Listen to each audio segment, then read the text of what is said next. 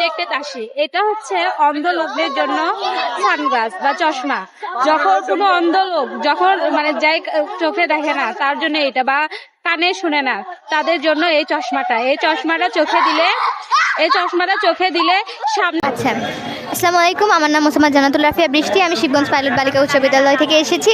আমাদের মডেলের নামটা হলো টেকসই শহর ও পুনর্ব্যবহারযোগ্য শক্তি ব্যবস্থাপনা।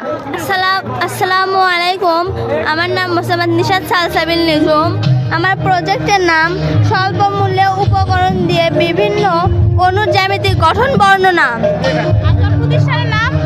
আমার প্রতিষ্ঠানের নাম শব্দদিঘি আদর্শ উচ্চ বিদ্যালয়। তোমার প্রজেক্টে একটু বিস্তারিত খুলে বলো আমাদের। আমার প্রজেক্টে আমি বিভিন্ন যৌগের জ্যামিতিক গঠন বর্ণনা করেছি। আমরা অনেক সময় এগুলো বইয়ে দেখতে পাই। এটা যদি আমরা বাস্তব ভিত্তিকভাবে করি তাহলে আমাদের পড়তে, বুঝতে এবং মনে রাখতে সুবিধা হবে। এই জন্য আমি এভাবে বাস্তব ভিত্তিকভাবে এই মৌলের জ্যামিতিক গঠনগুলো বিশ্লেষণ করেছি। এখানে আমি প্রথমে মিথেন মৌলের জ্যামিতিক গঠন করেছি। এখানে আমি হাসিতলা এনবিআর ইউনাইটেড উচ্চ বিদ্যালয়ের আমি একজন শিক্ষার্থী। আমার নাম মোহাম্মদ তুহিন বাবু। আমি এবং আমার বড় ভাই দুইটি প্রজেক্ট নিয়ে এসেছি।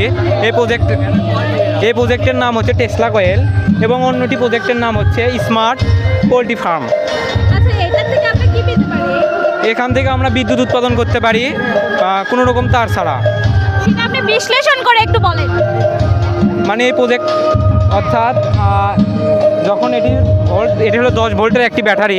আমরা যখন এই কয়েলের সাথে এটি সংযুক্ত করব তখন এর ফলে এর ভোল্টটি বেড়ে যাবে, তখন 200 কিংবা 250 হয়ে যাবে। তাছাড়া আমরা এটির মাধ্যমে বিভিন্ন দূরত্ব বজায় রেখে এই বাল্বটি জ্বালাতে পারি।